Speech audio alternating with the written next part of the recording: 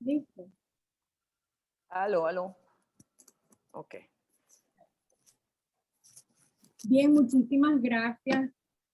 Vamos a darle inicio a esta mesa redonda en el marco de las quintas jornadas LASA Venezuela. Este es un evento que se está desarrollando simultáneamente en Venezuela, en varias sedes, en Caracas, tenemos Mérida y Cumaná también. Y en el resto del mundo estamos repartidos, tenemos gente en Australia, en Europa, aquí en Norteamérica, también tenemos gente en Sudamérica. Entonces es una jornada muy especial porque tiene mucha relación con la diáspora venezolana y los venezolanistas, investigadores en el área de ciencias políticas, humanidades. Entonces vamos primero a darle las gracias a ustedes por asistir a esta mesa redonda y darle las gracias a nuestros expositores. Hoy estamos hablando de Venezuela en libros. Tenemos una mirada a Venezuela a través de 4 autores y autoras y sus obras. Entonces vamos a comenzar por presentar a los autores y autoras. En el primer caso tenemos la grata compañía de la profesora Cole Capriles, quien viene a presentar de manera póstuma un trabajo de la profesora Paula Vázquez Lezama, quien fuera miembro de nuestra sección y que pues falleció recientemente, y que sirva esta mesa redonda también para hacer un pequeño homenaje a la profesora. Entonces, la profesora Cole Capriles, profesora del Departamento de Ciencias Sociales de la Universidad Simón Bolívar, directora de la revista Argos y consultora, va a estar presentando el trabajo de la profesora Paula Vázquez Lezama, socióloga y antropóloga venezolana, residente y ciudadana francesa, escritora, profesora e investigadora titular del Consejo Nacional de la Investigación Científica de París, una autora esencial para conocer el chavismo y quien fuera miembro de nuestra sección. La profesora Vázquez, como ya lo señalé, falleció recientemente y justo antes de la edición en español de este último. Tenemos también con nosotros a la profesora Margarita López Maya, licenciada en Historia, doctora en Ciencias Sociales por la Universidad Central de Venezuela, profesora titular jubilada del Centro de Estudios del Desarrollo de la Universidad Central de Venezuela. La profesora Margarita López Maya es actualmente nuestra vicepresidenta de la Asociación de Estudios Latinoamericanos. Y bueno, su campo de investigación para todos conocido, el proceso sociohistórico y sociopolítico contemporáneo de América Latina, con especial atención a Venezuela. Nos acompaña también el profesor Javier Corrales, profesor de Ciencias Políticas en el Amherst College, aquí en Estados Unidos, PhD en Ciencias Políticas, investigador con una amplia obra en el ámbito de la democratización, los poderes presidenciales, los partidos gobernantes y el retroceso democrático, además del populismo, con especial énfasis en América Latina. Y finalmente tenemos a nuestro colega, profesor Israel Camero, historiador con una maestría en historia de la Universidad Rovira y Virgili de Tarragona, especializado en temas políticos, transiciones a la democracia y regímenes híbridos. Israel ha sido docente universitario en la Universidad Central de Venezuela y en la Universidad Católica de Venezuela. Fue además director general de investigación y de desarrollo legislativo de la Asamblea Nacional. Como ya les había dicho, les estoy presentando a nuestros expositores, presentadores, pero voy a continuación a dejar la palabra a la profesora Colette, no sin antes hacerles saber que ella va a estar presentando la obra País fuera de servicio, de la profesora Paula Vázquez. Un trabajo donde la autora señala, sin eludir la gran responsabilidad de los gobiernos anteriores al chavismo y de la oposición venezolana, la miseria social y política que rodea Venezuela. Ella intentó con esta obra abordar diferentes niveles de conflictos generados por los gobiernos sucesivos de Hugo Chávez y de Nicolás Maduro. Un trabajo del que nos va a hablar la profesora Colette. Adelante. Bueno, muchas gracias. ¿Estoy bien? ¿Me oyen? Siempre hay que hacer la pregunta. ¿Sí? ¿Aló? ¿Aló? Estamos perfectos, colega. Te Perfecto. escuchamos, te Muy bien. escuchamos. Gracias. Bueno, justamente pues tengo este honor y debo decir también dolor por la relación, la amistad que yo tenía con Paula, de presentar este libro. Yo tengo aquí una versión, la versión que yo tengo en mis manos de este libro es la versión francesa, ¿no? De hecho, es el libro de ella, que me lo dio la última vez que estuvo aquí en Venezuela. Y de modo que yo tengo voy a leer algunos fragmentos luego, pero bueno, en mi versión, digamos, ¿no? Del texto. Yo sí debo insistir mucho en que la amistad que teníamos Pablo y yo, una amistad de diálogo, ¿no? De conversación, de una permanente curiosidad compartida y además un cierto juego desafiante con el tratar de pensar el país y lo que estaba ocurriendo, ¿no? Y en mi parte, además, por mi parte, también una entrañable admiración por su entusiasmo, por ese entusiasmo para alcanzar lo que uno llamaría un santo grial, que en definitivamente todos, y más los que estamos aquí, estamos buscando, ¿no? La explicación infinita a esto que somos como sociedad, como si el amor del país fuera sobre todo la resolución de un enigma que nos interpela desde siempre. Y esta idea de enigma va a estar corriendo en toda la obra, en este libro en particular. Toda la obra de Paula es un desafío, un enigma, pero este libro en particular lo hace, digamos, consciente, lo encuentra como bandera, ¿no? Ese desafío del enigma. Claro, la prematura desaparición de Paula reconduce y resignifica cualquier comentario o interpretación que uno pueda hacer de este libro, en particular porque es su último libro. Pero además, leyéndolo ahora, en estas circunstancias, encuentro que se trata de un texto que cierra o que cerraba para la propia Paula un gran ciclo en su trayectoria intelectual y de trabajo, refrendando a su vez, homológicamente, digamos, el ocaso del chavismo, ¿no? Que de cierto modo se convierte en este libro en un pasado. Y es una despedida. O sea, el libro es una despedida, no solo por su alcance, sino por la voz que adopta la autora para revisitar los pilares que su propia reflexión edificó para dar cuenta, o más bien para luchar contra el caos. Al final del libro, tras un pasaje que lleva justamente el título de Soledad, en el que relata las precarias circunstancias de la muerte de su padre, el filósofo y profesor Eduardo Vázquez, Paula escribe lo siguiente: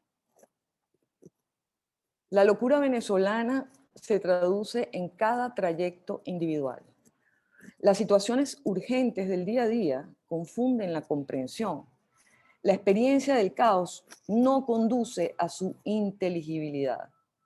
A lo largo de estos años de crisis, la tarea que de cierta manera me ha sido atribuida o que yo asumí a brazo partido fue la de hacer inteligible esta locura a los franceses, periodistas, intelectuales, amigos, vecinos.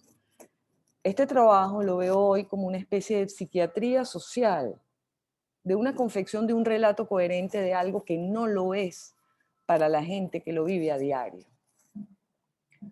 Pero hay que ir al principio del libro para darle sentido a esta especie de confesión, o más bien de profesión de fe, que lo cierra. El libro arranca con una identificación, con una descripción de una venezolana que también es francesa, que ha hecho su carrera académica y su vida en París, pero que desde hace 20 años habla con su madre cada día, en un seguimiento minucioso de cada pérdida, de cada despojo, de cada torsión de la realidad. Y dice: cito, al describir el absurdo venezolano, no pido de ninguna manera socorro. No elegí una escritura en primera persona para crear empatía, sino como un intento de autoetnografía, descifrar el enigma del caos venezolano. Y más adelante dice, este libro es una genealogía personal del derrumbe de un modelo, de un sistema político a menudo malentendido, porque es ininteligible. Y finalmente, otra cita, es a través de una historia propia que trato de ordenar este caos, siguiendo un plan que no puede ser sino el mío. De modo que lo que tenemos es una venezolana, que es una antropóloga, y que en efecto lo que ofrece es la mirada antropológica, es decir, la mirada del extranjero, pero sobre sí misma, sobre su experiencia múltiple en ese viaje hermenéutico a través del caos. Entonces el libro tiene en verdad como una estructura de viaje, de un viaje que se prolonga y que se fija, como si no estuviéramos, ¿no?, en un carro viendo el paisaje y de pronto se fija en unos detalles y después sigue la ruta. Si tiene en verdad, hay algo, de hecho, hay algo evocador también, casi así como de la Divina Comedia, ¿no?, de Dante viajando a los mundos invisibles, ¿no? Un visitante que mira, que pone orden en lo que para los condenados a las penas infernales es sufrimiento sin tiempo. Entonces, el mismo título del libro, fíjense, el libro se llama Venezuela, país fuera de servicio, hors service en francés, o en inglés sería todavía más elocuente, out of order, ¿no?, fuera de orden. Es decir, el título metaforiza como una máquina echada a perder lo que el subtítulo señala, ¿no?, el trayecto de la utopía al caos. Entonces, esta metáfora de la máquina inservible, es decir, de un ingenio que promete algún automatismo feliz, que después de todo se revela como incapaz de cumplir, me evoca también exactamente su contrario. El libro podría ser también una especie de manual de uso, ¿no?, de mode d'emploi, se diría en francés, ¿no?, de un modo de empleo esotérico casi, ¿no?, apenas legible y probablemente ininteligible también, ¿no? Pero todo esto ocurre, y esta es la parte más relevante, creo yo, a través de la voz en primera persona, ¿no? Y sería, por supuesto, muy curioso encontrarse un manual de uso, no sé, de una lavadora o de una computadora escrito en primera persona, ¿no? Pero precisamente eso es lo que pasa en este libro, que está estructurado, como dije antes, como el relato de una visita, casi como de un museo, de hecho, a unos objetos teóricos construidas por la propia visitante, que ahora cuenta su relación experiencial con esos mismos objetos para un público que no es el experto o el crítico, ni nosotros los académicos, sino un público que es en realidad su actor involuntario. Eso es la autoetnografía, justamente. Entonces, por supuesto, el libro empieza, todo debe empezar, si estamos en el ámbito de la etnología, de la antropología, comienza por un relato de los orígenes. Y en efecto aparecen juntos el Caracazo y la estudiante de Sociología de la Universidad Central de Venezuela, recorriendo esos pasillos y asistiendo a esa conmoción. Y también aparece lo que va a ser el mito de los orígenes populares del chavismo, contra el cual Paula desnuda la lógica de las élites, esas élites que estaban, pues, que se rebelaron ante la modernización en los años 90 y su infantil apoyo al militar bien intencionado, ¿no? Conecta este mito de los orígenes con el otro fondo, que es el de la modernidad abrupta, de un país que se abandona a sí mismo en la búsqueda de un porvenir urbano, cosmopolita y rentístico.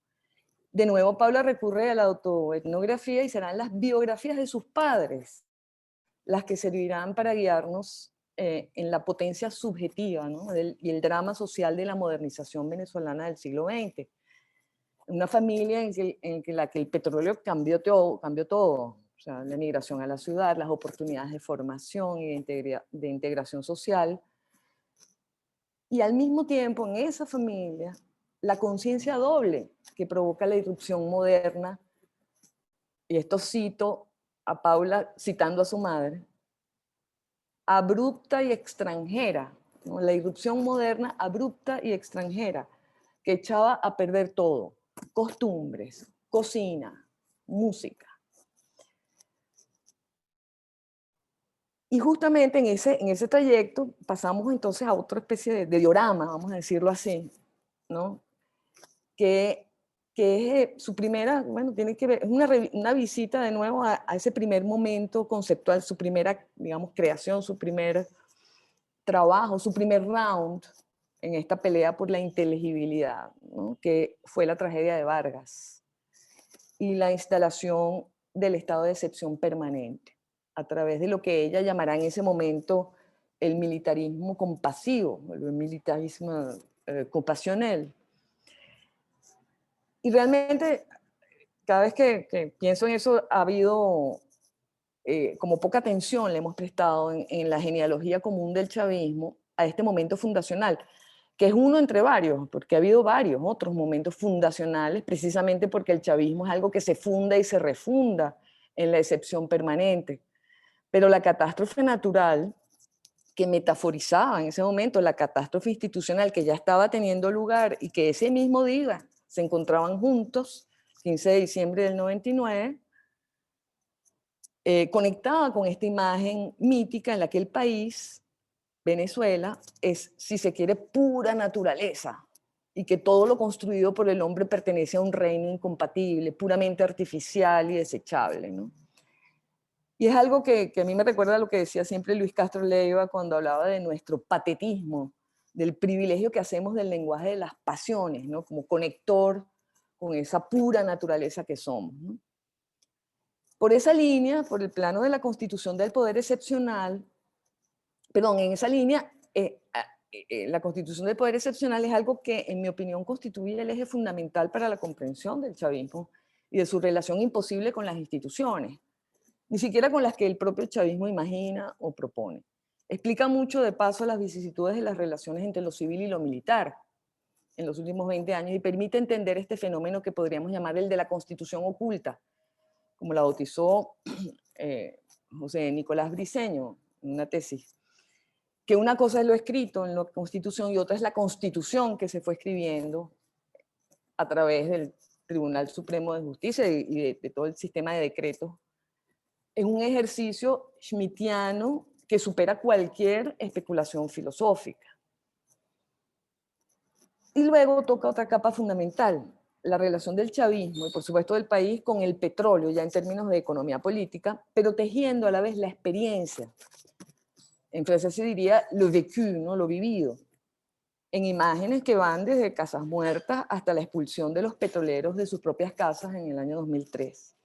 Y aparece de nuevo como hilo conductor la noción de catástrofe, cuando la historia del petróleo bajo el chavismo se vuelve precisamente ininteligible para retornar a la relación premoderna con la tierra, el puro extractivismo que antecederá en el libro a la mirada sobre la catástrofe social, sobre el abandono, como lo dice Paula, desde las políticas sanitarias con barrio adentro hasta las biopolíticas del hambre, siguiendo el rastro de nuevo, etnográficamente, de las estampas cotidianas, del testimonio más sencillo y más conmovedor.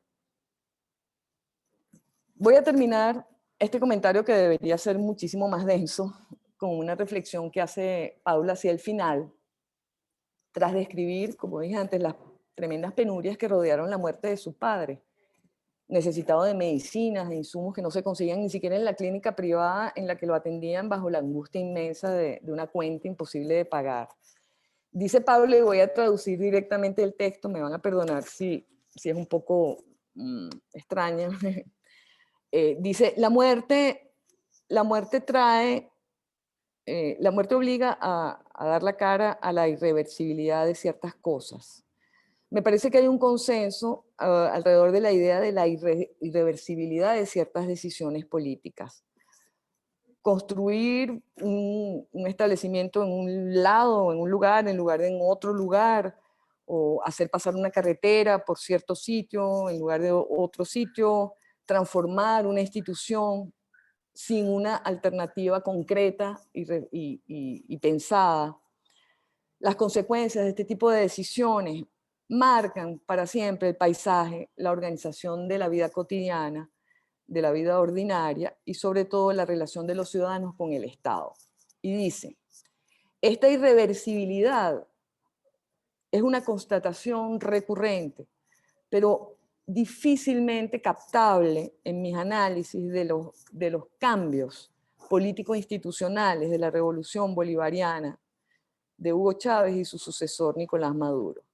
Volver a un estado precedente es imposible y hasta contraproductivo. La manera de hacer de antes ya ha sido olvidada, ha sido borrada, porque ya hay un abismo generacional. No queda sino el presente. Perdón, no queda sino el futuro, porque el presente es una situación que hay que sobrepasar de la mejor manera posible. Cuando le hablo a los venezolanos del después, siempre repiten, hay que reinventar todo hay que volverlo a hacer. Como siempre en este país, donde todo se derrumba para renacer sin cesar, el único proyecto posible, el único proyecto del porvenir es la tabula rasa y el recomienzo. Pero una sociedad nunca comienza desde cero. El peso de la historia siempre está ahí, para bien o para mal. Al punto al que quiero llegar, y ya cierro con esto, es este. El problema que este libro trae ante nosotros, los miembros del desigual ejército que plantea combate por la inteligibilidad, es el problema de las verdades académicas y de las convicciones propias. Este libro nos enfrenta a nuestra propia biografía como académicos, como venezolanos, y nos pregunta cómo hemos resuelto o cómo hemos problematizado la experiencia vivida y observada del chavismo. ¿En dónde guardamos y cómo utilizamos esa experiencia para pensar lo que es a la vez impensable e irreversible? ¿En qué intersección podemos hacer coincidir nuestro patetismo particular con el espacio conceptual que podemos habitar? ¿Qué queda como verdad para nosotros y también cómo deshacernos en definitiva de la ambición de la inteligibilidad, de la ubris de la comprensión, de la disputa escolástica que quiere vencer a lo real? Muchas gracias. Gracias, Colette. Voy entonces con el trabajo de la profesora Margarita, que lo tengo por acá, conocen, Democracia para Venezuela, representativa, participativa o populista. Entonces tenemos que con este trabajo la profesora Margarita López Maya analiza el caso venezolano a partir de la irrupción del chavismo, sus antecedentes y proyecciones. Con esta obra busca comprender las diferencias conceptuales entre tres distintas modalidades de democracia que han estado en el foco del debate en América Latina: la representativa liberal, la participativa o directa y el populismo. Entonces los dejo con ustedes, dejo a la profesora Margarita con ustedes 15 minutos. Yo le voy a recordar por el chat y levanto la mano. Adelante. Bueno, en primer lugar, muy buenas tardes, ¿no? A todos y a todas. Quiero agradecer a la sección de LASA Venezuela el haber hecho este inmenso esfuerzo por abrir un espacio académico entre los que estamos fuera y los que estamos dentro para volvernos a ver, compartir ideas, reflexiones y tratar de abrirnos hacia proyecciones al futuro. Me parece que ha sido un esfuerzo extraordinario. Saludo a la gente que está en Mérida y en Cumaná. Poder llegar a Cumaná por una universidad que ha tenido la biblioteca incendiada, que han tenido que limpiar el monte para poder abrir la señal de internet. O sea, pues, si están allí, pues muy cálido abrazo a ellos y a los de Mérida, a esas personas que tienen meses trabajando para lograr esto, e igualmente a la directiva de la sección de LASA Venezuela, a María Isabel y a Raúl Sánchez, y al equipo coordinador que verdaderamente Magdalena López y Rosaura Guerra, que en los últimos días ni dormían para poder lograr esto. También quiero agradecerle muchísimo a Colette esa hermosa reseña que le ha hecho a Paula, porque verdaderamente creo que refleja mucho el sentimiento que todos sentimos por la ausencia de ella, que venía siempre a los congresos de LASA por lo demás y salíamos juntos. Y que fue un shock verdaderamente cuando ocurrió la noticia, ¿no? Y además nos sirve de antecedente a todos nosotros, Colette, porque todos estos libros que están aquí, de alguna manera tratan de comprender, ¿no? Tratan de comprender desde sus disciplinas, desde sus vidas, desde sus experiencias académicas. Bueno, Manuel Caballero lo resumía en el título de un libro, La pasión de comprender. Eso es lo que, de eso trata, por lo menos, creo yo, bueno, estos libros que están aquí. En mi caso particular, el libro que estoy presentando, Democracia para Venezuela, y abro interrogantes, representativa, participativa o populista, es un poco el cierre de un ciclo, tratando de comprender el proceso que llevó a Venezuela a una crisis estructural que comenzó en los años 80 y que yo comencé a seguir después del Caracazo de 1989. Y aquí vuelvo a encontrarme con Paula, ¿verdad? Aunque en momentos diferentes, pero la verdad que a mí me marcó mi carrera académica el Caracazo. Yo estaba en Caracas también en esa época. Y de ahí en adelante, pues comencé este periplo que yo creo que estoy cerrando con este libro, y el periplo tiene una producción en revistas y en artículos y en charlas y en todo esto, pero tiene 3 libros y este es el tercero, digamos. El primero fue del Viernes Negro al referendo revocatorio, en donde traté de explicar por qué Venezuela entró en una crisis de carácter profunda y estructural que dio inicio a lo que después voy a definir en el segundo libro como una ruptura populista, y tratar de discernir en el segundo libro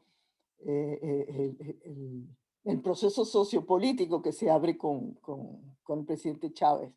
El segundo libro lo llamé el ocaso del chavismo, el ocaso del chavismo, porque en 2006 para mí fue un momento de ruptura del proceso sociopolítico venezolano, en 2007, cuando convocado un plebiscito para cambiar la constitución, Chávez fue su primera derrota política. Considero que para mí ahí comenzó el ocaso del chavismo, porque si bien esa noche él reconoció que había perdido, sus palabras no se hicieron acciones, él continuó por ese sendero, continuó a través de caminos verdes hacia lo que él llamaba el socialismo del siglo XXI, que no era un proyecto de la sociedad venezolana, lo argumento en el segundo libro, sino que era un proyecto personal de Hugo Chávez. Entonces, el segundo libro trata del ocaso del chavismo como un proyecto popular y democrático. Y este tercer libro es el libro que trata de cerrar pensando y preguntándose si esa democracia participativa y protagónica que se abrió en 1999 en la Constitución, si tuvo algo que ver con la salida autoritaria de Nicolás Maduro. Si hay un legado en eso que pidió la sociedad venezolana a finales de los años 90, que fue una democracia más profunda y más sustantiva en momentos de una importante crisis, como está desarrollado en el Viernes Negro, al referendo revocatorio, si hay una conexión entre esa democracia que pidió la sociedad civil, la gente en la calle, los partidos opositores, particularmente los partidos de izquierda, pero muy importantemente el Partido Social Cristiano COPEI, si esa democracia participativa tiene algo que ver con este resultado de régimen autoritario, ¿no? Entonces, claro, para este libro trata un poco de responder eso y está dividido en dos partes, ¿no? En una primera parte es conceptual. Trata de tener clara cuáles son las bases filosóficas de la democracia representativa, de la democracia participativa, y yo introduzco allí también la democracia populista, porque en la carrera académica, por pensar esto, me fue cada vez más claro que el populismo, por lo menos en las corrientes más recientes o que tienen más capacidad explicativa, particularmente le debo mucho al libro de Ernesto Laclau sobre la razón populista.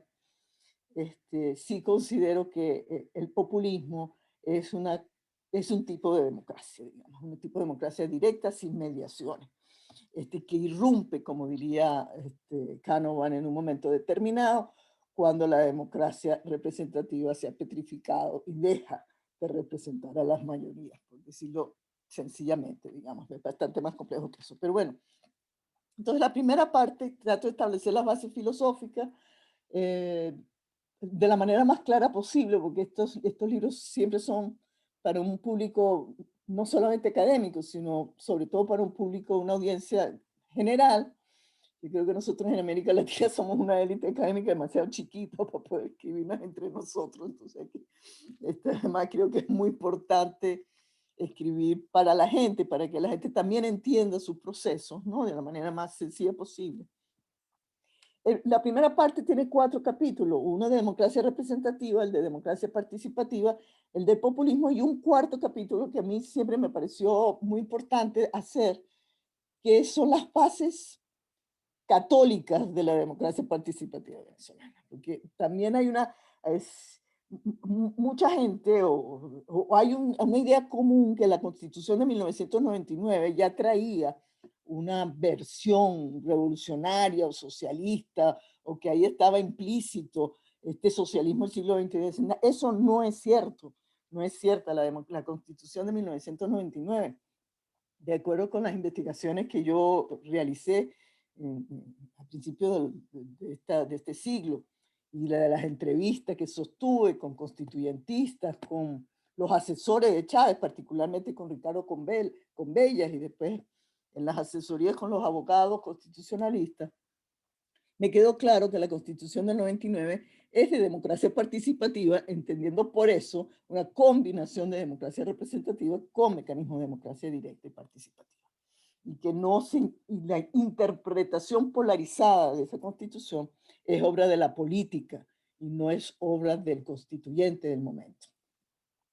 Entonces, bueno, en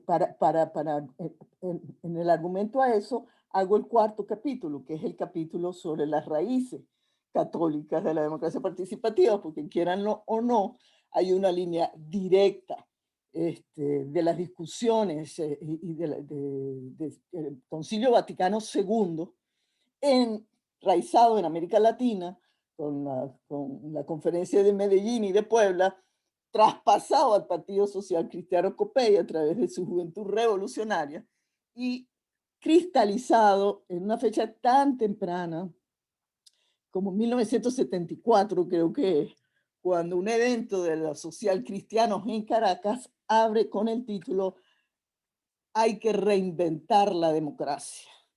Y la conferencia de apertura la hace Luis Herrera Campins, antes de ser presidente, antes de ser candidato a presidente.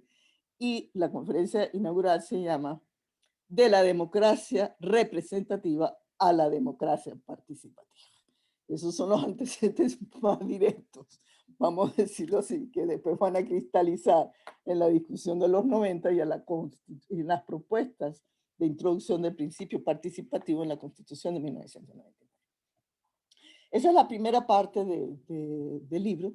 La segunda parte del libro son 4 capítulos también, pero ya en el terreno, ya en la investigación en el terreno sobre cómo funcionaron los mecanismos de democracia directa y las instituciones de democracia participativa, para decirlo en palabras de Leonardo Abritze, como el presupuesto participativo, los comités de tierra, todas esas modalidades de participación comunitaria, cómo fueron concebidas y cómo funcionaron durante la primera y la segunda administración de Hugo Chávez.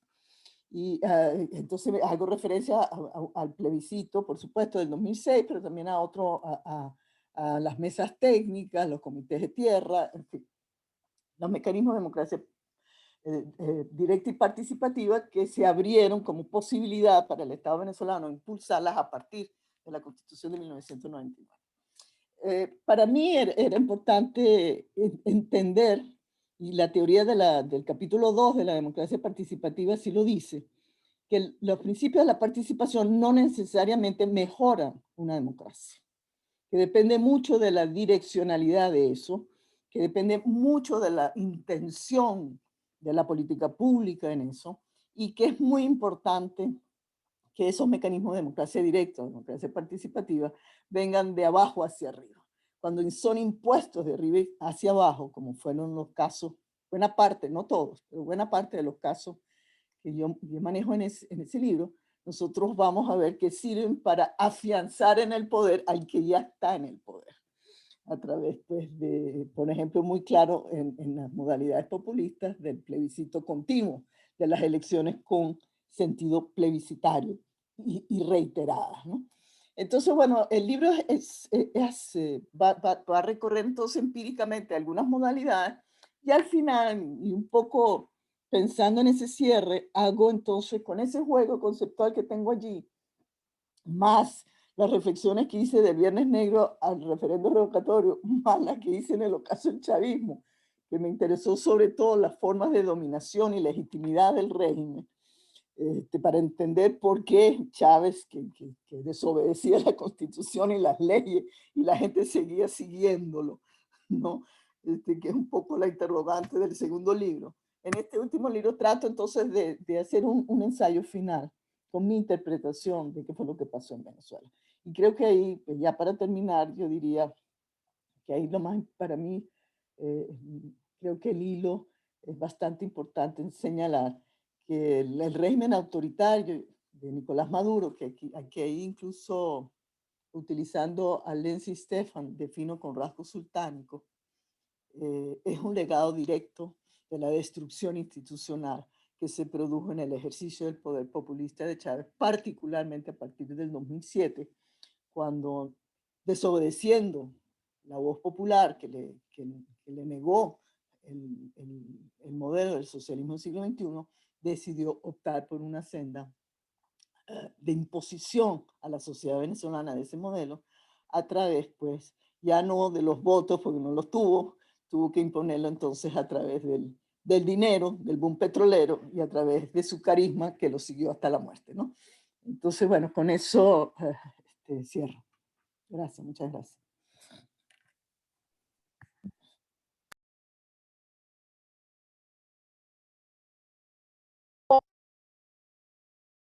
El libro de leer un pequeño. El libro de Javier, Autocracy Rising, Venezuela's Transition to Authoritarianism. Entonces, en este texto por salir, ¿verdad? Todavía no está listo. Esto es un adelanto que el profesor Javier Corrales está compartiendo con nosotros. En este libro, el autor analiza la persistente crisis en Venezuela comparándola con 20 casos en América Latina, donde los presidentes fueron obligados a dejar el cargo.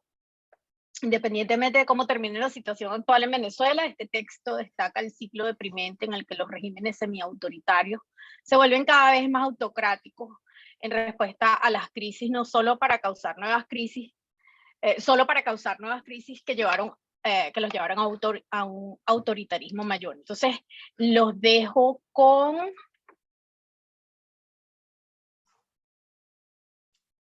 Muchas gracias, Marisabel. Quiero sumarme a las palabras de Margarita, dando las gracias a todo el elenco que hizo posible este evento. Para mí, todas las cosas que se pueden hacer desde Venezuela siempre me parecen tan heroicas, dadas las circunstancias. siempre quiero decir que efectivamente me siento como que el colado de la película, porque no tengo el libro todavía y aquí ya hay obras magníficas y quisiera por ello empezar a decir que gracias por aceptarme estar sin haber concluido de lo que quisiera hablar. Y Colette, quiero que sepas que, bueno, esas fueron unas palabras preciosas, y no solo preciosas, pero increíblemente profundas. Y te agradezco muchísimo que hayas hecho una reflexión como esa. Cuando yo me muera, yo daría cualquier cosa porque fueras tú quien hablaras de mis libros, si te gustaran, porque realmente me conmovieron. Y Margarita, yo también quiero decir que, vaya, una persona como yo siempre ha seguido las cosas que tú has dicho. Me siento altamente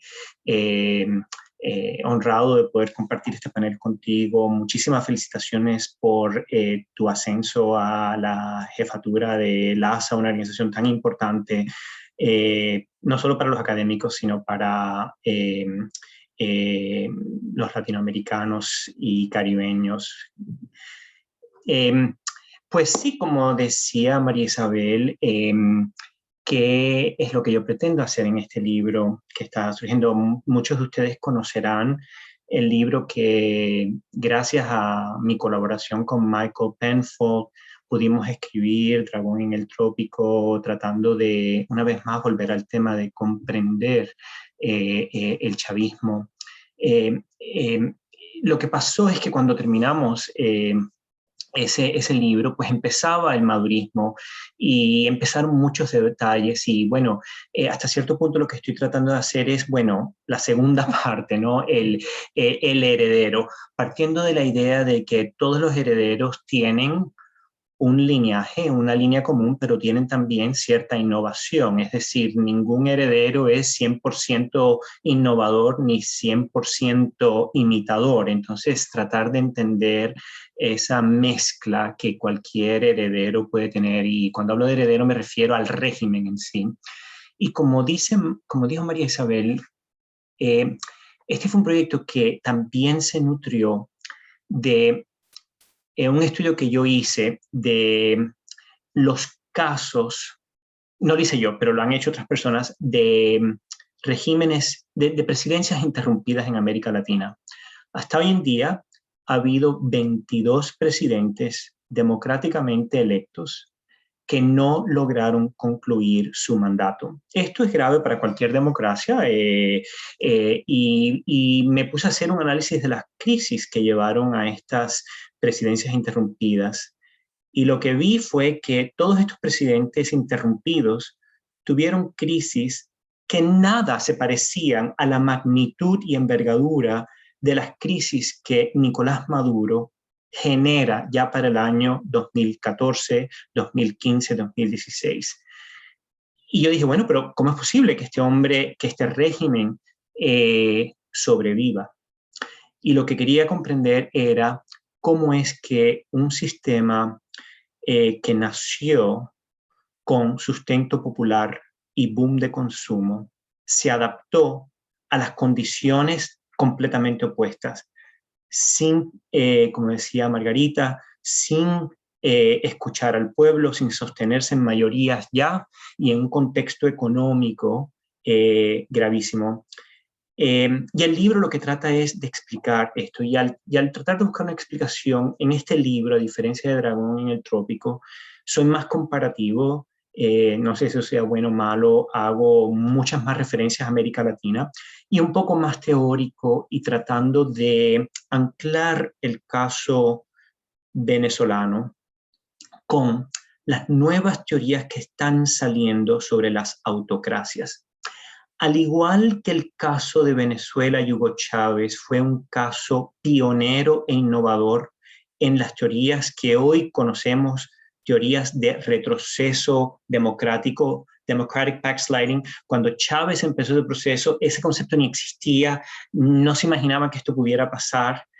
Yo casi estoy planteando que el caso de Venezuela vuelve a ser un caso pionero en la reinvención de la autocracia para nuestras épocas. Los estudios de autocracia habían desaparecido, en parte porque las autocracias habían retrocedido en su incidencia global, pero vuelven a estar en auge y hasta cierto punto yo creo, postulo, yo quiero alertar de que hay muchas innovaciones del caso de autocratización del chavismo que nos van a ayudar a entender cómo es que las autocracias se están adaptando al mundo presente.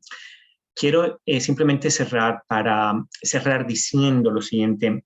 ¿Se acuerdan cuando les estaba diciendo que yo estaba viendo los 22 casos de presidencias interrumpidas y las crisis que dieron lugar a estas interrupciones? Miren, para que ustedes lo vean, ¿cuáles fueron estas crisis? Y aquellos que son conocedores del madurismo, díganme si no es verdad, van a reconocer que Maduro tuvo esta crisis y peor. En América Latina, 3 de estas crisis han sido suficientes para tumbar presidentes, muchos de ellos electos inicialmente con mucha popularidad. Solo 3. Número 1, una crisis constitucional. Número 2, volverse minorías en el Congreso. Número 3, perder masivamente el apoyo electoral. Número 4, un colapso económico y mucho más de la vaca lechera principal del país, en el caso de Venezuela, la industria petrolera. Próximamente, a perder la cuenta, protestas callejeras constantes en algunos momentos y masivas en varios episodios, 2014-2017, en el caso de Venezuela. Deserciones del ámbito militar, deserciones del partido de gobierno a nivel de liderazgos y, por supuesto, presión internacional, ¿no? O sea, esto es lo que la literatura ha resumido, ¿no? Cuando uno lee estos casos. Y todas y cada una de estas crisis las ha enfrentado Maduro, no es que las haya enfrentado, las ha creado. Y el gobierno sobrevive.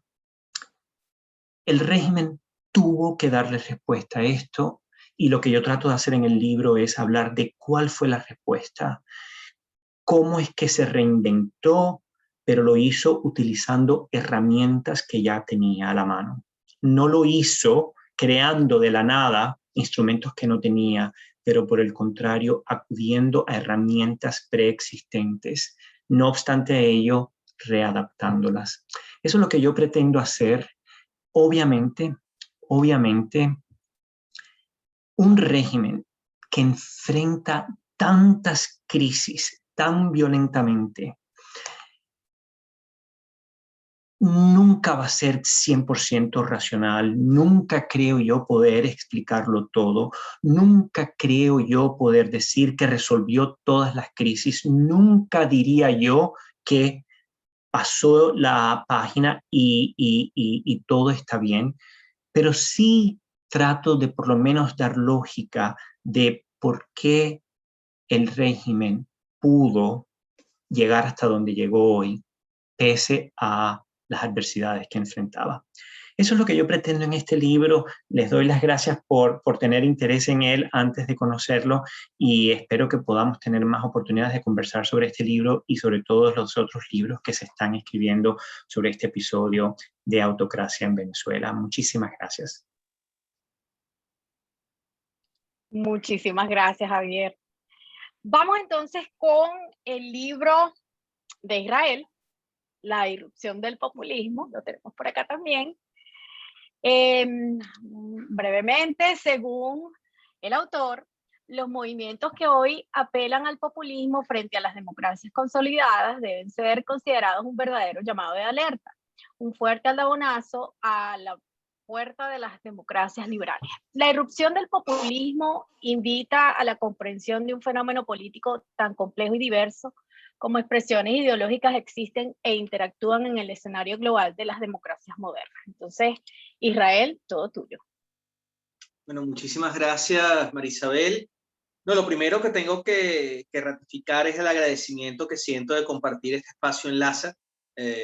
Yo tengo mucho respeto por todos los equipos de investigadores que hay en LASA.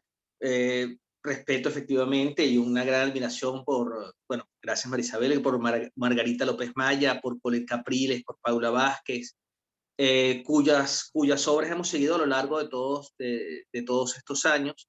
Incluso el caso de Javier Corrales, el que él menciona, Un dragón en el trópico, yo digo que uno de los libros más importantes, junto con los libros de Margarita, el libro Un dragón en el trópico son como los libros más importantes. Cada vez que alguien me dice, mira, dame un par de libros para entender el tema del chavismo, yo generalmente apelo a los libros de Margarita y apelo a Un dragón en el trópico, porque también es visión internacional, por lo cual yo estoy muy, muy contento y muy agradecido de compartir este espacio con ustedes, ¿no? Mi problema central aquí, y tiene que ver sobre la redacción de este libro, es, este libro para mí fue una especie de exorcismo, para ponerlo de esta manera. Es decir, un intento de comprender. Yo hace muchos años trabajé mi tesis de grado, trabajé Mariano Piconsalas y Benedicto Iragorri, y hay un texto o un conjunto de textos de Piconsalas que se llama Comprensión de Venezuela. Yo siempre trato, y lo que trato de hacer al escribir, lo que trato de hacer al leer, es comprender antes de juzgar. Y algo me pasaba con la banalización que se hacía del término populismo en muchísima retórica periodística, en muchísimo discurso político, y a mí me generaba muchísimo ruido. O sea, yo estaba muy insatisfecho con respecto a un debate sobre el populismo, sobre todo porque uno viene, y aquí viene el tema biográfico del tema de Venezuela, porque es interesante de este libro, a pesar de que este libro tiene pocas menciones explícitas al tema de Venezuela, pero cuando uno lo revisa, en el fondo el tema venezolano recorre todo el libro, así no esté mencionado, porque es el tema de la inserción y la comprensión del populismo dentro de la historia de la democracia. Que ahí viene parte del asunto. O sea, los últimos años se ha insistido en oponer populismo contra democracia. Yo digo, mira, eso no es tan sencillo. Y una de las cosas que yo quise como referir, sobre todo porque cuando uno viene de una escuela politológica, no es politológico, pero político, uno viene de una escuela DECA en Venezuela. Uno viene de entender una manera de comprender lo que era la noción del pueblo venezolano en los años 30, en los años 40, cuando emergió una idea de pueblo vinculada con las luchas democráticas, con las luchas en contra del gomecismo, con las luchas en contra de lo que se concebía como el antiguo régimen, que era ese régimen gomecista, ese régimen caudillista previo, y cómo esa propensión y esa lucha por la expansión de la ciudadanía estaba vinculada a una idea de pueblo. Los libros de Arturo Sosa Bascal sobre el pensamiento de Rómulo Betancourt, como él en muchos momentos dice, bueno, cómo concibe el pueblo venezolano y cómo a partir de esa noción de pueblo choca con los comunistas que tienen una concepción clasista de la sociedad. En cambio, la noción de pueblo es una noción mucho más policlasista, justamente, que era el término que los comunistas odiaban tanto.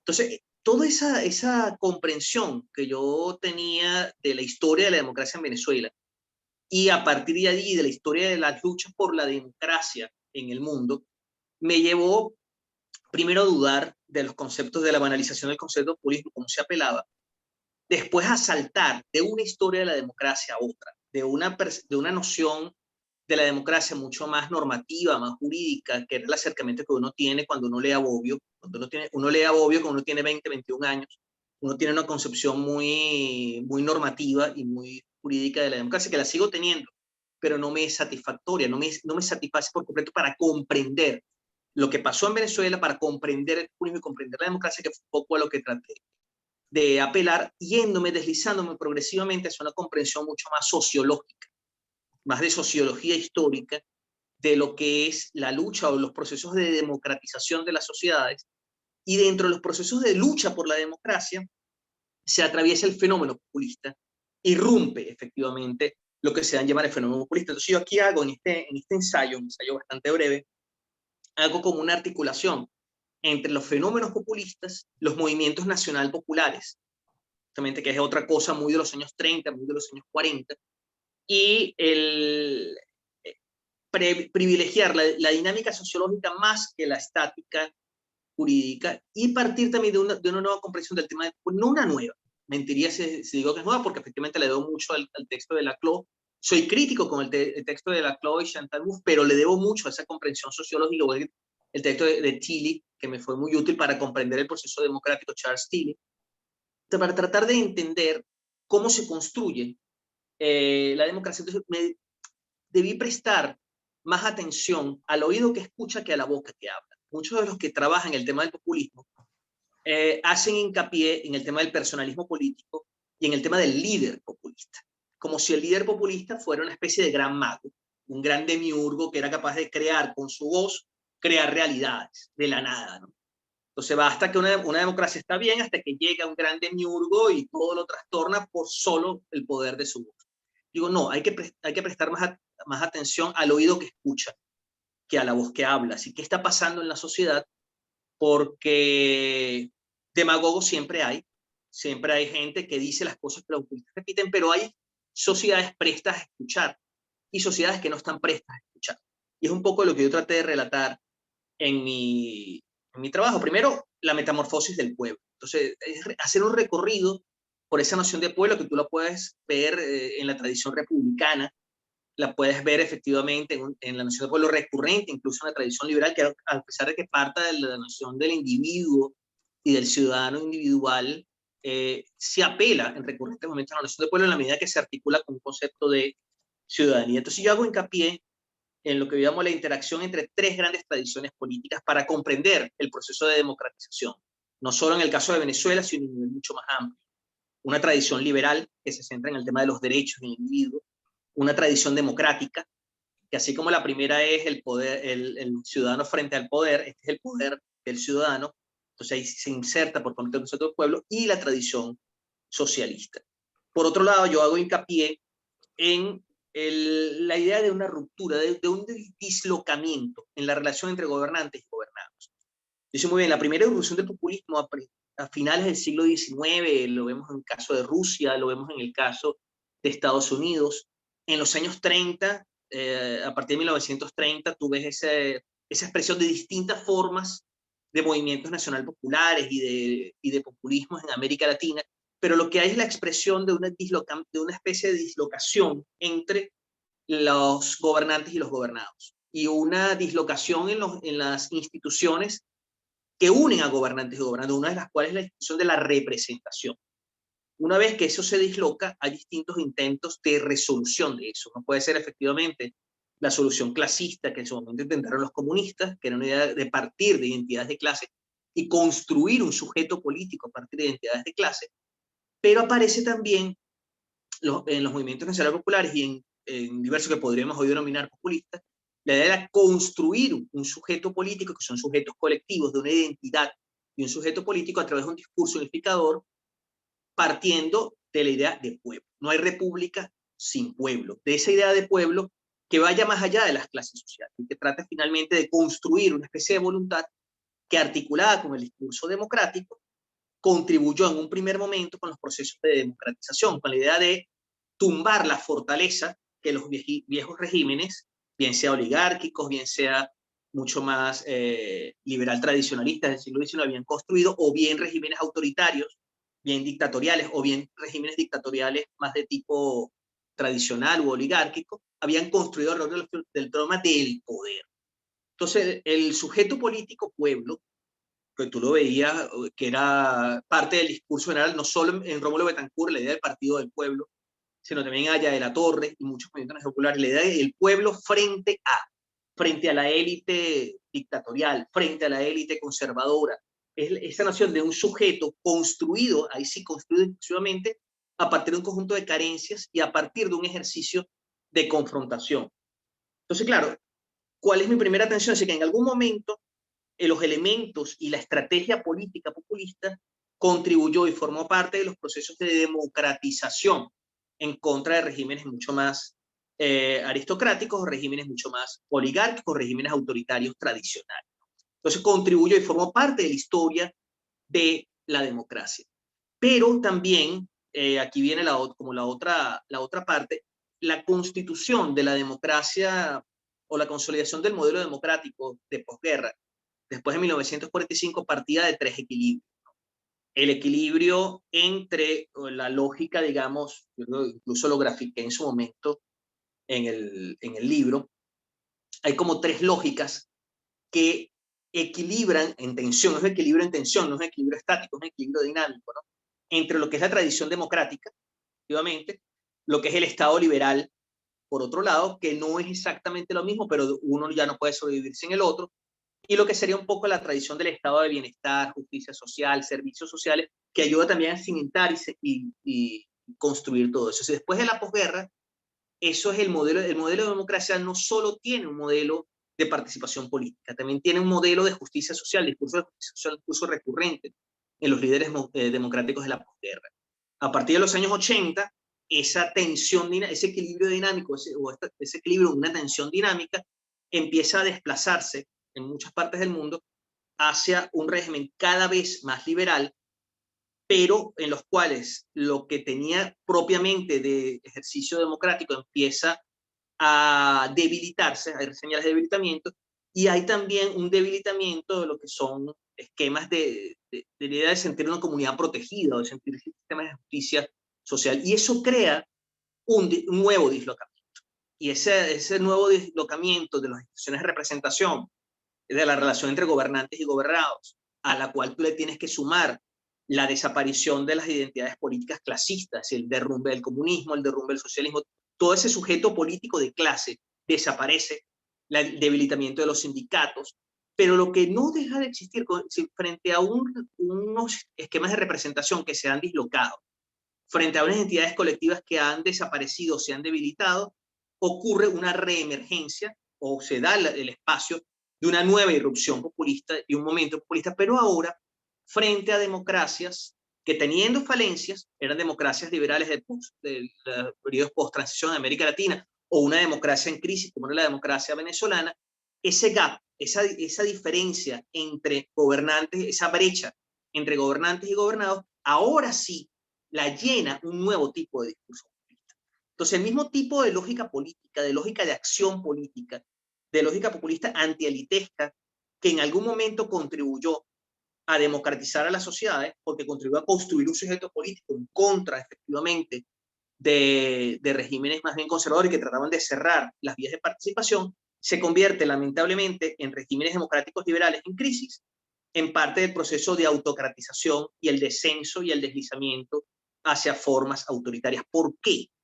Porque el matrimonio entre la tradición liberal y la tradición democrática es un matrimonio absolutamente indisoluble. ¿Qué quiere decir esto? Que efectivamente cuando tú destruyes la institucionalidad liberal, entendida no desde el punto de vista del liberalismo económico, sino desde el punto de vista político, los derechos individuales, los derechos de las minorías, todo el sistema garantista de derechos, cuando tú lo destruyes, la democracia se va en el mismo proceso. Entonces, tratar de separar, de hacer un desgarramiento de la lógica democrática frente a la lógica liberal en las democracias liberales contemporáneas, termina matando a la una y a la otra. Y aquí viene el punto, y ese desgarramiento ocurre porque el tercer elemento que tiene que ver con el estado de bienestar, llámalo justicia social, llámalo una idea, un sentimiento de comunidad que articule y que ayuda de forma gregaria a generar convivencia o funcionamientos de convivencia en torno a lo común, que eso sí es algo típicamente republicano, en torno a lo común. Cuando eso desaparece, el cemento que podía aglutinar a estas tradiciones se debilita. Entonces, efectivamente, sí vemos, ahora sí, que el mismo discurso populista sirve para un proceso de autocratización y el descenso al autoritarismo, y es un poco la reflexión que yo quise hacer en mi texto, ¿no? Y como les dije, es un tema de exorcismo, tratar de comprender el populismo dentro de la democracia. Porque aquí viene la otra lógica y con esto cierro. Yo he escuchado muchísimas críticas al populismo, cuando tú empiezas a escarbar a punta de criticar al populismo, terminas despachando por completo a la democracia y terminas arguyendo o argumentando que simplemente la gente es incapaz de tomar decisiones y por ende tienen que ser otros los que tomen decisiones porque el populismo, dígase, la gente tomando decisiones, no tiene capacidad de hacerlo. Entonces, claro, yo generalmente huyo de ese tipo de lógicas. Bueno, lo dejo por acá, por ahora, hasta acá. Muchísimas gracias. Muchas gracias, Israel. Vamos entonces a iniciar la conversación. Ustedes son los que van a conversar, yo los voy a acompañar en la moderación. Hay algo que creo que a todos nos deja pensando y es a partir de la reflexión que hizo Colette sobre no solamente el libro de Paula, sino de su motivación y su preocupación y su angustia por Venezuela. Entonces, esta primera pregunta es para para que ustedes inicien este diálogo. Y tiene que ver precisamente con eso, porque está claro que como venezolanos y Javier como venezolanista, nos interesa Venezuela y su proceso de deterioro, pero que además de eso, que es una razón poderosa, y comienza, Colette, y vamos a seguir en el orden. Colette, que quisiera que te extendieras en lo que decías sobre el cierre de ciclo de Paula con este texto. Y entonces después la profesora Rita, Javier, Israel, hablen de su motivación del por qué, en el caso de la profe y de Israel, por qué escribieron estos textos, y Javier, su motivación a seguir trabajando en Venezuela. Entonces vamos a comenzar con Colette. Fíjate, sí, no, yo creo que justamente todos hemos hablado ya de eso, ¿verdad? Todos hemos dicho eso, de eso hemos hablado, pues, ¿no? Justamente. De alguna manera, Israel hablaba del exorcismo, que es muy interesante esa imagen.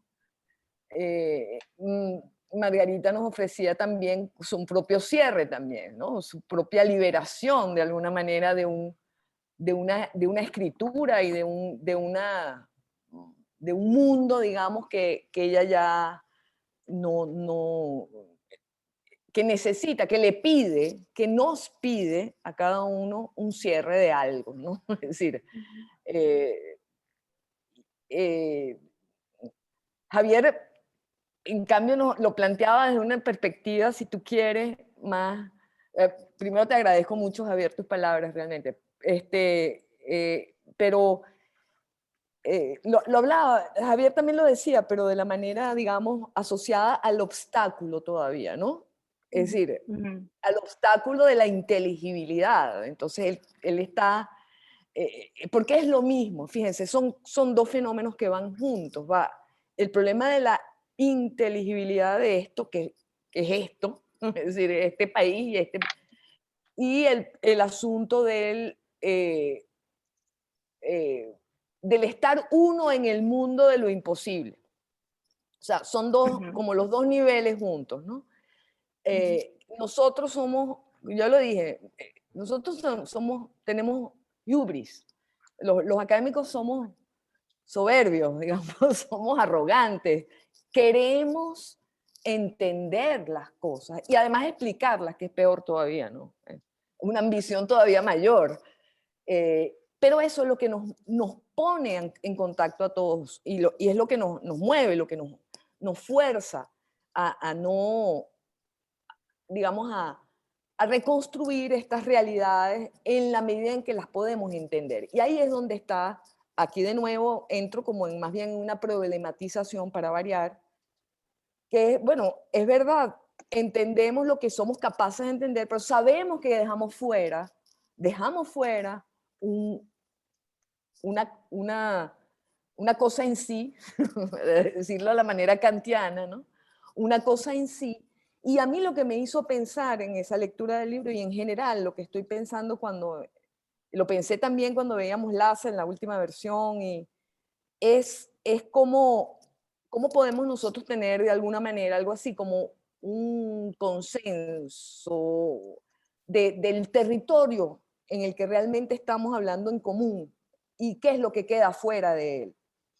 Porque de alguna manera estamos en este momento, todos estos libros y los que vendrán de cierre, vamos a llamarlo así, van a formar un canon, ¿verdad? Van a formar un canon acerca de qué fue esto, qué fue el chavismo, digamos. Y una de las cosas que más me sorprende es que en este canon, que no termina de construirse, porque no tenemos ni siquiera el canon previo, tampoco sabemos qué pasó antes del chavismo, no tenemos un canon de comprensión académico que pudiéramos encontrar linealmente, ¿no? Con unos hitos que nos vayan diciendo. Hay un trabajo, pero esto, en cambio, de alguna manera todos tenemos, y estos libros que estamos viendo hoy lo han mostrado así, hay como una conciencia de mapeo del territorio, hacer unos mapas que le sirvan a alguien y que dejen allí un testimonio de de una comprensión que es a la vez arrogante, como dije antes, pero modesta, porque nos enfrentamos a esa cosa en sí permanentemente, ¿no? Que nos mueve, porque no es un problema, nuestra limitación no está en el orden de los conceptos, está en el orden de lo que nos mueve, de lo que podemos ver, de lo que se nos es dado ver en un momento dado, ¿no? Vendrán otros y completaremos ese mapa, pero por ahora es eso, es un mapa de un territorio que sí, que necesita ser todo el tiempo cartografiado porque cambia. Ese es el punto. Cambia, no es el mismo, no está. No. Entonces nos demanda permanentemente una indagación en la que uno siente, no sé si ustedes lo sienten, esto es completamente de verdad personal y subjetivo, pero yo siento cosas que escribí hace 10 años o 15, entonces uno dice, bueno, pero ¿por dónde iba yo? Y ahora tengo que hablar de otro lenguaje, es decir, esto hay que verlo de otra manera. Entonces, bueno, pensaba un poco también en nuestra disciplina, ¿no? Como académicos, ¿no? Que me parece que es algo que me gustaría oír de parte, es decir, cómo seguir pensando y cómo a la vez dejar de pensar, ¿no? En lo que no es pensable. Fíjate, María, yo para seguir un poco con esa reflexión también, yo en los tiempos más recientes siento que uno no solamente escribe para comprender, sino hay una urgencia en Venezuela de salir de esta situación. O sea, tenemos la urgencia de poner a disposición de la ciudadanía, de los partidos, de los activistas, de los artistas, de los intelectuales, ponerles herramientas en la mano para que de alguna manera entre todos logremos una salida a esta situación. Entonces, en verdad, yo creo que el papel nuestro, además como personas que tienen una metodología y revisan teoría y conocen otras realidades y hacen comparación política, es casi para mí es el compromiso de la academia latinoamericana de encontrar un orden político democrático que se ajuste a América Latina. Porque creo que le decía Paul Drake hace muchos años en un libro, que no hay región en el mundo que haya más ensayos de democracia para ver si cuaja la democracia. Y la democracia no termina, digamos, de cuajar. Que se han hecho desde el siglo XIX una cantidad de experimentos y modalidades y existe, entonces tenemos esa teoría política del péndulo, entonces cuando ya parece que se está consolidando, se vuelve a quebrar la cosa, irrumpe lo que está explicando Israel, irrumpe el populismo y el líder carismático y volvemos otra vez como a la novela de Vargas Llosa de los canudos que seguían detrás del Mesías, ¿no? Seguimos siempre de nuevo hacen estas irrupciones, entonces es encontrar el punto de equilibrio para la sociedad, pienso yo. Porque fíjense, la sociedad venezolana fue una sociedad moldeada por una economía petrolera. Esa economía petrolera se calzó mal con el neoliberalismo, pero sumamente mal. O sea, no era posible salir de esa crisis estructural que tenía Venezuela con una economía de libre mercado al estilo shock de Carlos Andrés Pérez, que es la otra discusión. Que la gente no entendió, es que no era posible porque Venezuela era estadocéntrica.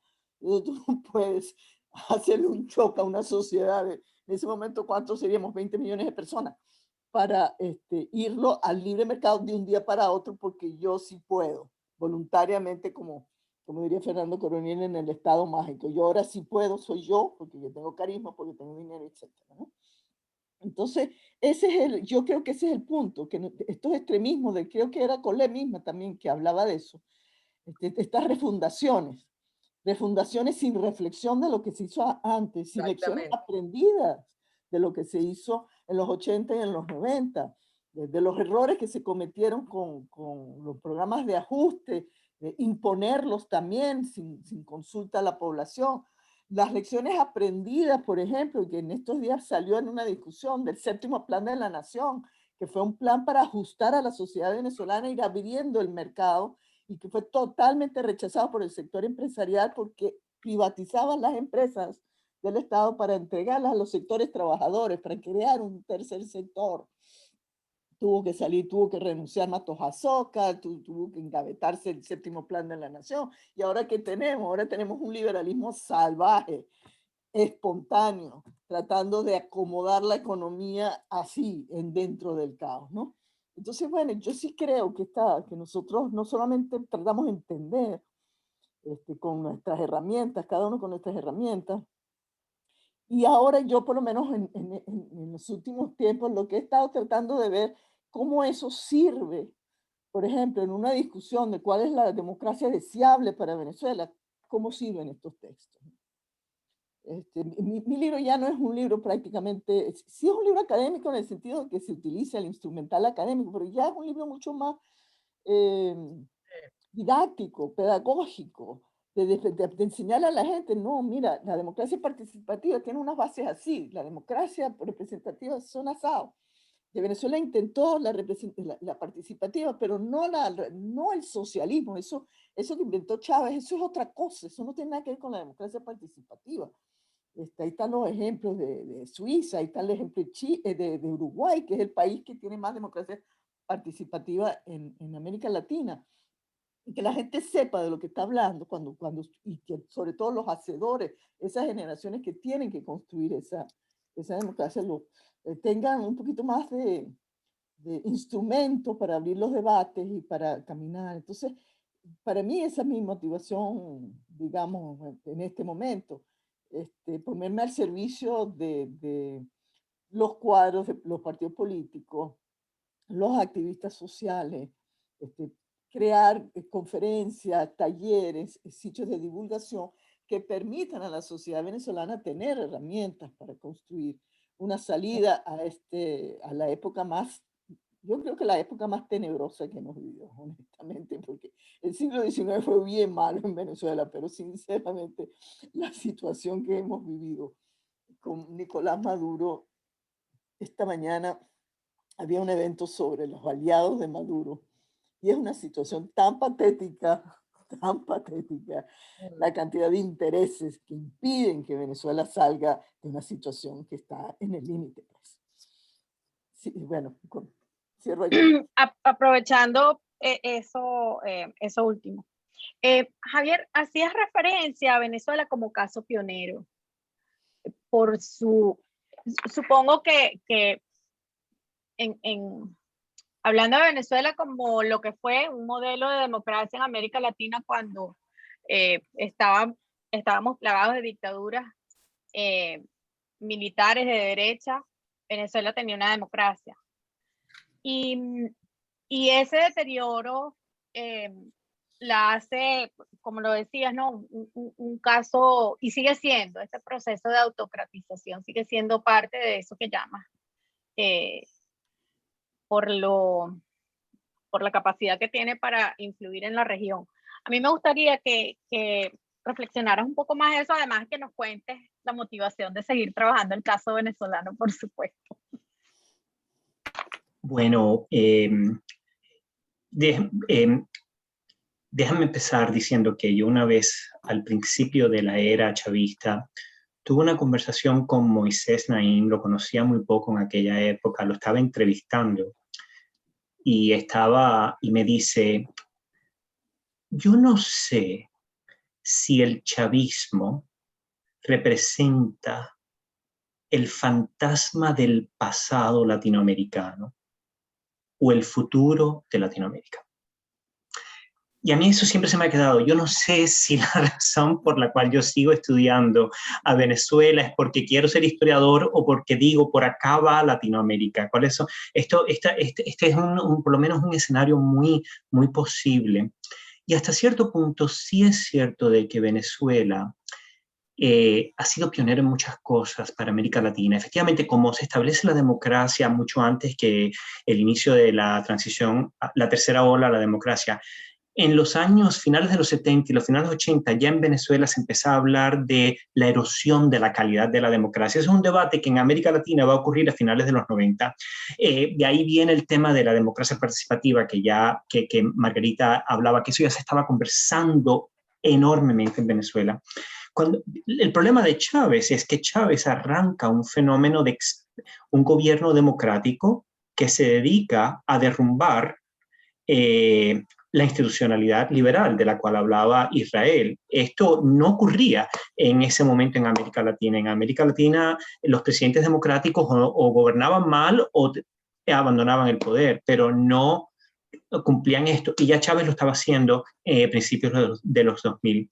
Y bueno, pues yo sí creo que el autoritarismo de Nicolás Maduro también es pionero, no en todo, pero en muchas cosas, y de eso quiero hablar en el libro. Una cosita más y cedo la palabra. A pesar de que el libro se va a titular Autocracia en Ascenso, Autocracy Rising,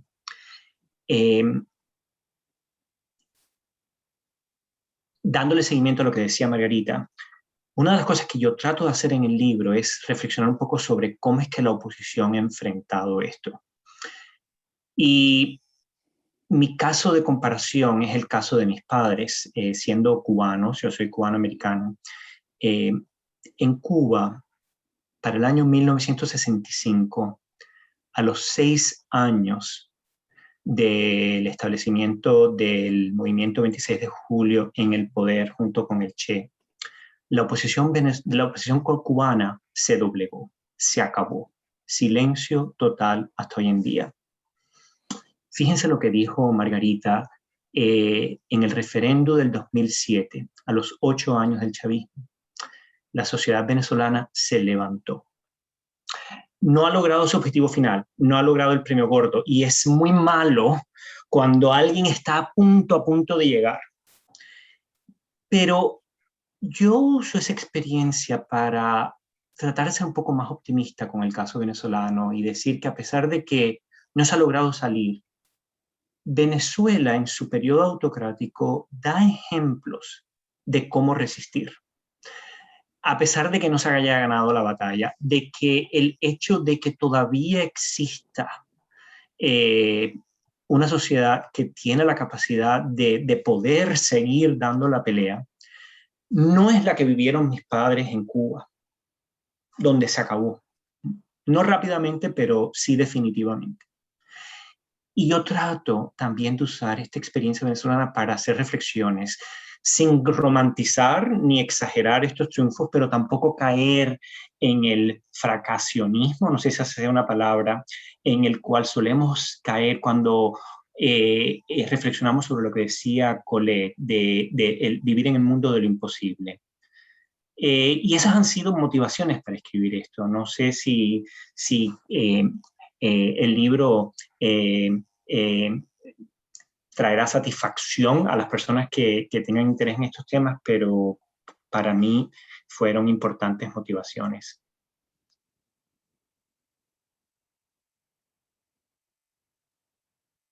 Gracias, Javier.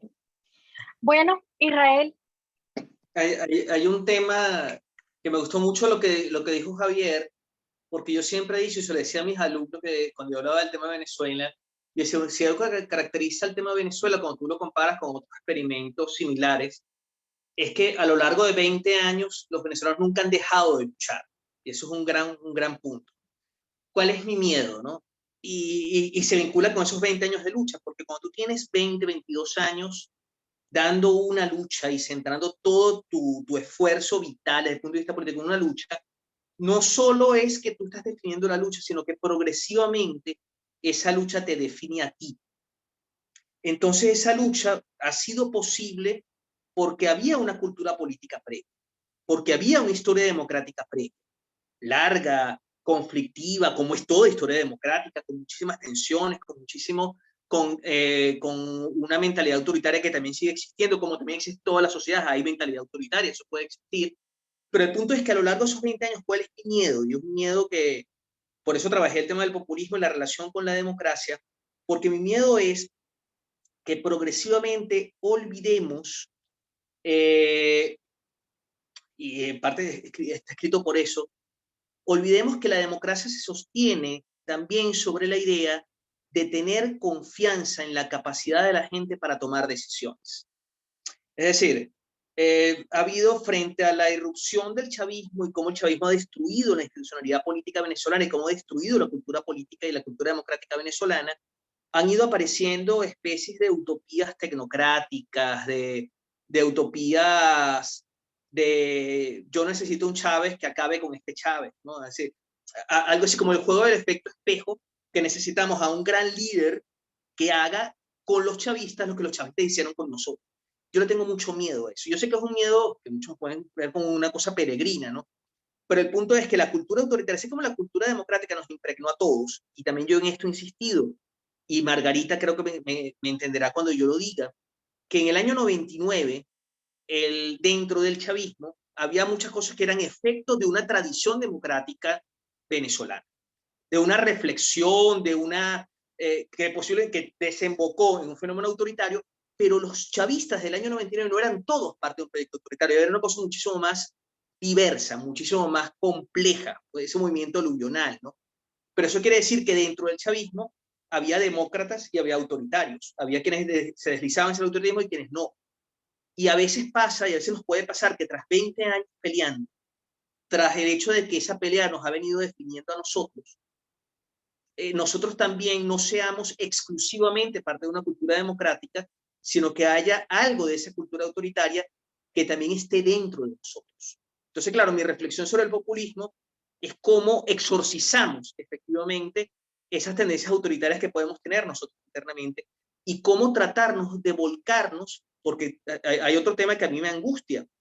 El contexto en el cual Venezuela tuvo su etapa de triunfo, que fue el siglo XX, esa Venezuela petrolera, moderna, modernizadora, abierta, no es repetible. Si Venezuela reconstruye su democracia será bajo otras circunstancias. Ya no puedes repetir lo que ocurrió en los años 40 y 50 porque el mundo ha cambiado. Pero también lo estás haciendo en un momento en el cual el proyecto democrático, el proyecto liberal democrático en el mundo entero está pasando por sus crisis. Es decir, lo que pasó con Trump en Estados Unidos, lo que ha pasado con varias partes, cuidado, porque ese tema del fantasma del populismo, ese tema de la crisis de representación, que en Europa hablan de los procesos de desconsolidación de la democracia. Cuidado, porque en el momento que nosotros consolidamos la democracia era el único, no era el único juego legítimo, pero era el único juego que tenía una moral alta para dar una pelea. La moral democrática la tenía para dar una pelea. Y lo que se está viendo aquí es una especie de decaimiento moral del discurso liberal democrático a nivel global, a nivel mundial, que es muy peligroso, porque entonces quizás cuando nos toque, lo haremos en un contexto posiblemente más hostil. Yo le tengo miedo a eso, que perdamos esa cultura democrática, que perdamos la reflexión sobre la noción de pueblo y democracia que nos ayudó a construir una cultura política y que avancemos sin norte, ahora sí sin norte. Eso es todo. Cole. Sí, quería solamente, porque es que justamente quería tocar este tema que acaba de mencionar Israel, porque yo no percibo que dentro de estos que hemos hablado haya una postura, digamos, fatalista o catastrofista. Yo creo que todo lo contrario, yo creo que todo esto son toques de realidad que nos hacen volcar la mirada sobre lo que somos ahora y aceptar lo que somos, Israel. Somos eso, somos chavistas en ese sentido. Esa es la verdad. Es decir, el chavismo existe, lo que ocasionó el chavismo existió, el chavismo tiene consecuencias, nos ha construido y nos ha transformado, nos ha puesto a trabajar en cosas que a lo mejor jamás nos hubiéramos, yo no pensaba dedicarme a esto, digamos, mi vida era otra, en fin. Y yo creo que ha ido muy bien el punto, Israel, en el sentido del futuro. Porque yo creo que así como fuimos pioneros en esta democracia y fuimos pioneros en ese autoritarismo, podemos ser pioneros nosotros también en unas nuevas formas de política. Hay que repensar esto, todo, porque es que la democracia se tiene que repensar desde todo punto de vista. Entonces, todas estas revisiones que estamos haciendo son prospectivas también. Quizás hasta el punto de las profecías, como quisiera Javier, pero de pronto el sentido último de esto, hay una cierta teleología, digamos, en el sentido de que hay un mundo posible que tiene que ver con que si pudiéramos recomponer esto en el pensamiento, quiero decir, ¿no? En este mapa, nosotros podemos ser también unos creativos en algo que sospechamos que va a necesitarlo, porque ya las democracias todas están en su propio proceso de revisión. Entonces, lo que más bien veo, yo cerraría con esto, es más bien lo contrario. Dice, ya tenemos este acervo, tenemos este mapa, tenemos estas herramientas y tenemos ahora, como lo dijo muy bien Margarita, una voluntad también de que esto pueda reconstruir, no reconstruir, porque no hay nada que necesariamente nos vincule al pasado, pero que sí nos mueva hacia un futuro que no es el futuro brillante, luminoso, de aquellas ideales democráticos que nos quisiéramos, pero hacia eso vamos a reconstruir esto en un sentido, digamos, existencial, que yo creo que más bien me parece que es lo que he notado en todos nosotros, ¿no? En esta conversación. Profe, adelante. Y además, perdón, y para terminar, además con una perspectiva que es muy importante, que es reconocer eso que dijo Israel, tenemos una experiencia, digamos, de la que no hemos hablado aquí hoy, pero que todos la tenemos, que es el otro lado. O sea, ¿qué pasó allá? ¿Qué pasó allá en el chavismo? Es decir, ¿cuándo es que vamos a hablar ese lenguaje y vamos a traerlo para acá? ¿No? ¿Y qué queda de ese lenguaje? ¿No? Quizás relacionado con eso, estaba pensando yo en la medida en que él hablaba y después hablaba Colette, que uno de los desafíos que tenemos es que nosotros, la sociedad como rentista que fue muy extremista. Yo he pensado mucho en eso, ¿no? O sea, cuando tú tenías un Estado que te otorgaba casi gratis los derechos, ¿no? Y distribuía sin sacrificio las dádivas, ¿no? A los diferentes intereses de la sociedad, una propensión de los académicos, de los intelectuales, y vamos a decir de la población en general, a ser extremistas. Todos éramos progresistas, pero de un progresismo extremo, ¿verdad? En las universidades. Y ahora, esta cosa de la discusión que hubo en los 80 y en los 90, yo viví mucho esa discusión, porque el Centro Gumilla hizo muchísimas convocatorias, pues, estando Arturo Sosa, hoy Papa Negro, al frente del Centro Gumilla, pues hacíamos muchas discusiones ahí, y llegaba el general Muller Rojas, Ali Rodríguez, el que fue después presidente de PDVSA, y estábamos nosotros, y estábamos todos ahí, Espinaza, que era gerente de PDVSA, estábamos todos, pues, todo el pluralismo, ¿no? Pero pensábamos en una democracia participativa como muy radical, ¿no? Y había que ser asamblea constituyente, y había que, no sé cuánto. Y hoy en día yo me conformaría con implementar las bases mínimas de una democracia representativa, la independencia y autonomía de los poderes públicos, el pluralismo, la alternancia, el sufragio universal directo y secreto. No es posible que hace unos días acaban de aprobar el madurismo, el proyecto de la ley de ciudades socialistas, en donde la base de la deliberación está en unas asambleas a mano alzada. O sea, no es posible. O sea, que nosotros sigamos pensando, si tenemos que reinventar, tenemos que tener un mínimo piso y tenemos que volver a valorar, cosa que yo creo que no se hizo en los años 80 y 90 en la discusión de la democracia participativa, que no puede haber democracia participativa. Como lo dice una tesis doctoral de un señor que no conozco, que se llama Kramer, Daniel Kramer, creo que se llama. No puede haber democracia participativa si no están las bases, la matriz conceptual de la democracia liberal en su lugar en la Constitución. Entonces me parece que esas son cosas que ese libro, entre otras cosas, trata de demostrar, que cuando ha habido de la discusión sin la democracia, sin los mínimos instituciones de la democracia liberal representativa y los mínimos valores de la tolerancia y el respeto al otro y de las minorías de la democracia representativa, no podemos tener una democracia participativa que no degenere en unos tienen más derechos que otros. Por acá tengo un par de preguntas. Una es para Israel relacionada con el tema de la desconfianza. Esta desconfianza en Venezuela es bidireccional, de la sociedad hacia la dirigencia y de la dirigencia hacia la sociedad.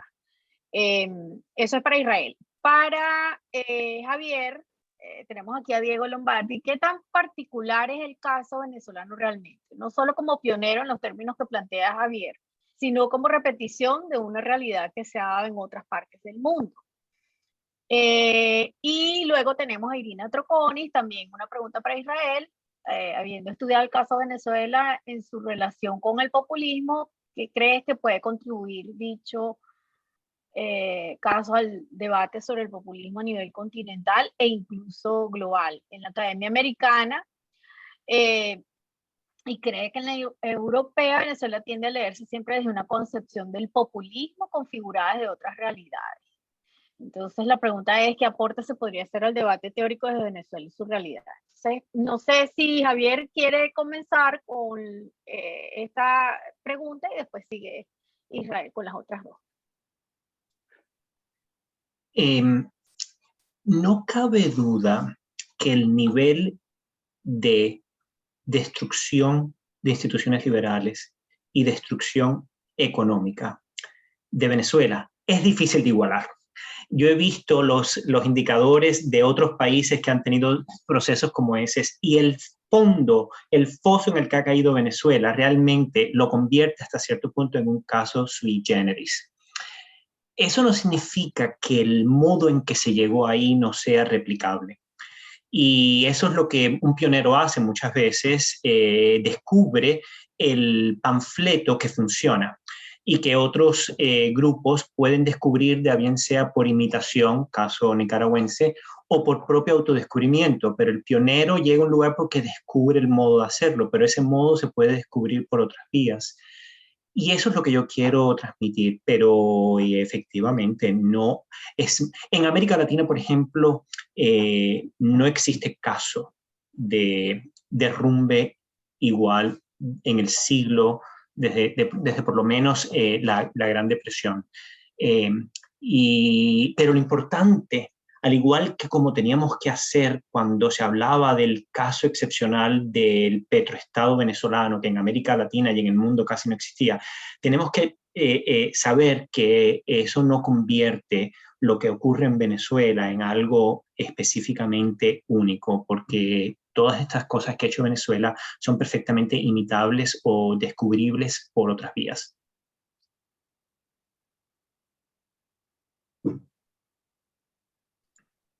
Israel. Ok, rapidito. La desconfianza es mutua y lo ha sido, digamos, el discurso más tradicional y viene desde los antiguos griegos en contra de la democracia, es justamente aquel que parte de la idea de que la gente no tiene capacidad para tomar decisiones que se refieren a la cosa pública. Ese es un discurso muy antiguo y es un discurso recurrente en contra de la democracia. Y lo que pasa es que ese discurso puede recubrirse hoy en día de un discurso tecnocrático, burocrático, aquello de permítanos pensar por usted. Tranquilo que nosotros sabemos lo que tiene que hacer. Y eso es una tentación en la cual puede caer cualquiera. Y hay gente que a partir de una crítica al chavismo, empiezan criticando al chavismo y deslizan y desplazan todo eso, terminan criticando al ciudadano, pero no en el sentido, sino terminan diciendo que el ciudadano simplemente no es capaz de tomar decisiones. Incluso yo llego a escuchar a decir gente de que hay un conjunto de gente que ha votado por el chavismo que es mejor no dejarlos votar. Y yo decía, bueno, vamos a calmarnos un poco en la vida, ¿no? Eso por un lado. Y en el caso de América Latina, nuevamente, para reflexionar sobre el tema del populismo, hay que meter al populismo dentro de la historia de la democracia. Una vez que tú empiezas a comprenderlo dentro de la historia de la democracia, empiezas a escuchar qué está pasando en la sociedad.